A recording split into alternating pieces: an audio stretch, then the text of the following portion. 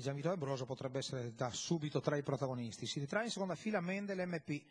la chiusura delle ali con lo scatto di Noce di Jesolo che scavalca quelli all'interno, ma di fuori sono preeminenti anche Montemagno di R e Orchidea Nera Bass che è partita a 1000.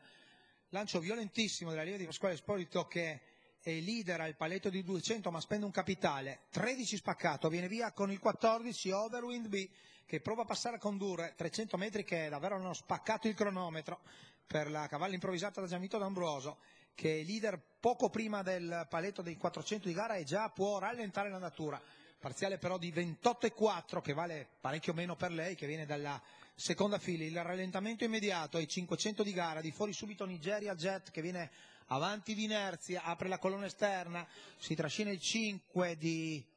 Ostinato, poi ancora Iveri LB e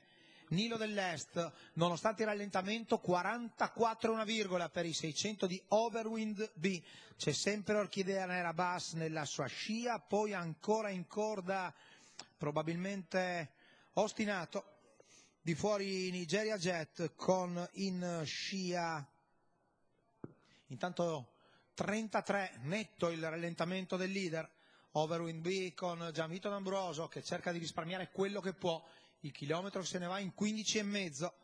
viene dal fondo anche Iveri LB che al chilometro scatta in terza ruota, scavalca Ostinato, si va all'ultima curva, la risalita anche di Nilo dell'Est, gruppo comunque molto compatto e passata facile, Nigeria Jet il calo di Overwind B, contratta da Iveri LB, Nigeria in vantaggio, in terza ruota guadagna e quindi va forte Nilo dell'Est, 31 di quarto intermedio, ma ultima curva volante da parte di Peppe Pistone e di Nigeria Jet che stampano un 14,2, ancora su di giri la Lieva di Pistone che è nettamente davanti nel tratto conclusivo lasciando Nilo dell'Est a soffrire con il ritorno di Orchidea Nera Bass che fa il secondo, all'interno finisce quarto, molto vitale Memphis G che ha trovato da correre tardi, poi al largo ancora il 6 di Montemagno di R, 29,1 la frazione conclusiva, 1,15 e una virgola